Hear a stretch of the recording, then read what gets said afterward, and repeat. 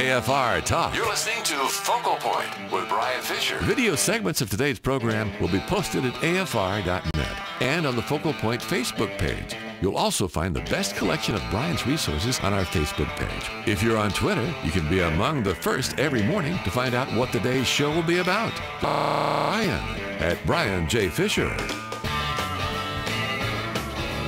Hi, and welcome back to Focal Point AFR Talk. 888-589-8840, number to call if you want to weigh in. We're going to shift gears a little bit here, but if you want to weigh in on the hearings on Benghazi, that's absolutely fine, because that's what we've emphasized here for the first 90 minutes of the program.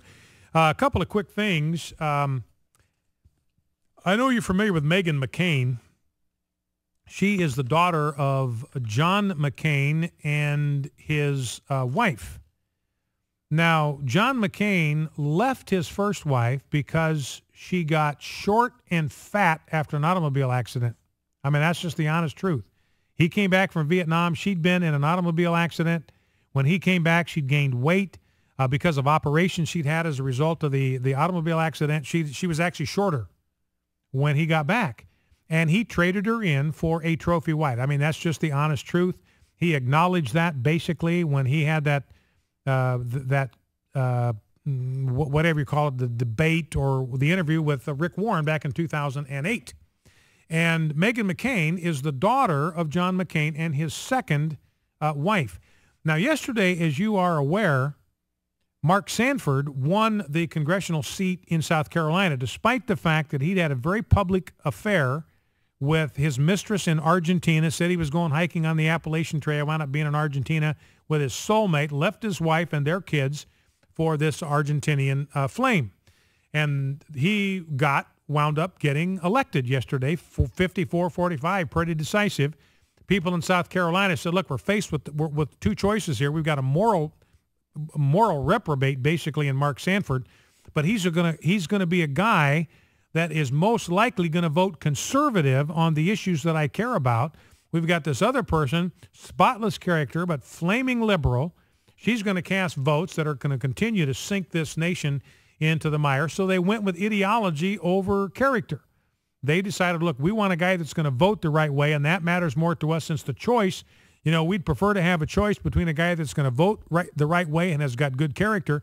We don't have that choice. So we're going to vote because 10 years from now, the only thing that's going to matter is how this guy voted. We're going with Mark Sanford. So Meghan McCain sent this tweet out last night. Any Republican that voted for Mark Sanford in South Carolina but is against gay marriage is an unbelievable hypocrite. Now, here is what David Burge, he goes by the name Iowa Hawk, here's what he tweeted out last night to Meghan McCain. If it wasn't for politicians cheating on their wives, you wouldn't exist. That's being nominated as the tweet of the year. Now, speaking of people bullying people, Ted Cruz, clip 4. Ted Cruz, remember yesterday, Harry Reid called him a schoolyard bully. Called him a bully. We've had people call him a dangerous demagogue. They are afraid. I mean, the left and moderate Republicans are scared to death of Ted Cruz. He responded to what Harry Reid said yesterday on the Senate floor. Here's what he had to say. Mr. President, I rise today in praise of Majority Leader Harry Reid. Yesterday, our esteemed Majority Leader said the following, quote, "My friend from Texas is like the schoolyard bully. He pushes everyone around and is losing, and instead of playing the game according to the rules, he not only takes the ball home with him, but he changes the rules." Today, Leader Reid continued his demonstration of civility, referring to me as the, quote, very junior senator from Texas. As I noted yesterday, the Senate is not a schoolyard. Setting aside the irony of calling someone a bully and then shouting them down when they attempt to respond, today I wish simply to commend my friend from Nevada for his candor. Yesterday, I expressed my concern that sending the budget to conference could be used to pass tax increases or a debt ceiling increase through reconciliation, a backdoor path that would circumvent the long-standing protections of the minority in the Senate. And I observed that I would readily consent to the leader's request if he would simply agree that no such procedural tricks would be employed. It is perhaps rare for a so-called bully to offer to waive all objections if the other side will simply agree to abide by the rules. But I commend the Majority Leader for his response. He did not disagree that he hoped to use reconciliation to try to force through tax increases or a debt ceiling increase on a straight party line vote. So he says, I want to commend my friend from Nevada for his candor. I said, will you at least play by the rules? He said, no. Ted Cruz says, I commend him for his honesty. So Ted Cruz, I just love that guy. Now, real quickly on immigration, then we'll go to the phones, 888-589-8840. Rand Paul talking about the Rubio amnesty bill. We're sending an action alert out on this, which I'm going to explain in just a moment. But Rand Paul, remember, I talked with you about this. This thing has more waivers and exceptions in it per page than Obamacare. Remember, Obamacare has 0.79 waivers, exceptions, discretionary uses of the Secretary's power on every page. The Rubio amnesty bill has 1.14 exemptions on every single page. It's got more loopholes in it than Obamacare does, and Rand Paul is concerned about that. Clip 5, let's listen. In this bill, I'm worried, though, and this is similar to what Senator Johnson said, that it says, well, you have to have a plan to build a fence, but you don't have to build a fence. And if you don't have a plan to build the fence, then you get a commission. I don't know what happens if the commission doesn't do anything. That's the story of Washington around here. To me, it's a little bit like Obamacare, and I hate to bring that up, but 1,800 references to the Secretary shall at a later date decide things. We don't write bills around here. We should write the bill. We should write the plan. We should do these things to secure the border, whether it be fence, entry, exit. We should write it, not delegate it, because what's going to happen in 5 years if they don't do their job, it may not even be them, it may be somebody else who doesn't do their job in 5 years, and the border's not secure, we will be blamed for the next 10 million people who come here illegally. So Rand Paul saying, look, we got a real problem with this immigration bill. You know, the Obamacare thing had all these references, 1,800 references to the Secretary shall, the Secretary may, all of this delegated authority, delegated power to the Secretary of the Department of Home or Health and Human Services. And Rand Paul says that's not how we should be doing legislation. We should be writing the bill. We should be making these decisions. We should be setting policy. We should not be delegating the authority to make these decisions to some bureaucrat, because what happens if they don't do their job? Who's going to get the blame? We're going to get the blame, so we ought to write the bill. You know, and he points out to the fact, look, you don't even have to build a fence in this bill. All you have to do, you don't even have to have a plan to build a fence. And if you don't build a fence, and if you don't come up with a plan to build a fence, all you have to do is appoint a commission. And if they don't get the job done, we don't have any idea what happens.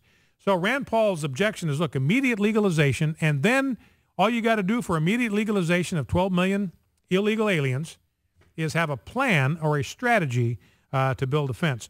Now, one last thing before we go to the phones, because it deals with immigration. Senator Pat Leahy is going to propose an amendment. He said yesterday he's going to propose amendments as early as tomorrow that will provide special immigration privileges to same-sex partners of U.S. citizens. So if a U.S. citizen has got a gay lover that lives in some foreign country, Patrick Leahy wants to fast-track them in to the United States, and he wants that amendment to be a part of this immigration bill. It's a big, giant step toward normalizing homosexual behavior at the federal level. It flatly contradicts the spirit of the Defense of Marriage Act, which says that marriage is exclusively the union of one man and one woman. We got enough sexual dysfunction in the United States as it is. We do not need to be importing it. So we're encouraging you, if you get this action alert, contact your senators, write them. We're going to give you a way to contact your elected representatives and say, reject this Leahy same-sex amendment. Reject it. I mean, this is a poison pill. Reject it. Richard Land out there speaking for the Southern Baptists saying, hey, if this thing goes into the bill, then we're going to pull our support. This whole immigration, this evangelical immigration table, 86 evangelicals sold out on amnesty. They said, we'll pull our support if it has same-sex special rights based on homosexual behavior in it. So that is all developing. You get that action alert, take action, let your senators know. Absolute flat no on the Leahy special rights for homosexuals bill. Let's go to the phones. Let's go to Rick, Texarkana, Arkansas. Rick, welcome. What's on your mind? Hey, man, you're awesome, buddy. I appreciate your show. I've been trying to call you for 4 years, believe it or not. But well, I'm glad you got through. Yes, sir. You're awesome. Thank you. Getting to the point, when we're talking about Hillary, you got to understand that she doesn't have the same boss that we do. And I'd like for everybody to look up Whitewater in Arkansas and look at all that went on with Hillary at the center of that. Yeah. Well, they may drone me. They may drone me for saying that, but I've heard not one person mention the shreddings and the people that lost lives, and that's a real deal. You're old enough like I am to know that. Oh, yeah, and I remember that at the time. That was back in the mid-'90s, early days of Clinton, and, yeah, that Whitewater thing was a real scandal, and you are right. There are some mysterious deaths that are associated with that whole thing. So, in other words, what you're saying, Rick, is that kind of the character issues with the Clintons go way, way back. That's 2 decades ago, and we're seeing the same pattern repeated today. Yep, and if there was any wonder as to why she can sit there stone-faced and say, what does it matter? Because if I have a wreck and I hurt somebody bad, the first thing the cop's going to see is who did it, who was involved. And if I said, what does it matter, where do you think I would go? But my point on this whole deal is a person that's well-disciplined in deception can sit there in front of the greatest of our land, stone cold, and say, what does it matter, and actually intimidate them. And if anyone wonders how Satan is not gathered around us, look at that. Yeah. Look at that. All right, Rick. Well, listen, thank you for the call. I appreciate that. And again, I think there's problems all the way up the food chain here. And I think this is like Watergate. It goes ultimately up to President Nixon. President Nixon wasn't responsible for sending those guys into the Watergate office complex to commit that burglary. He didn't order it. He didn't authorize it, but he did try to keep it from coming to light. He did try to cover it up. That was the real problem that he ran into. It wasn't the crime, it was the cover-up. And you've got the same thing going on here with a big, huge difference. Well, I think in this case, Hillary Clinton directly authorized the building of a diplomatic mission in one of the most unsafe places in the world. She knew it was unsafe, and she specifically rejected requests for additional security. So this is on her. But she works for somebody, and the commander-in-chief went AWOL right when he was needed to deal with this crisis. So both of them look bad. If the media does its job, this will be fatal for Hillary in 2016. Back with more of your calls. Stay with us. Focal Talk.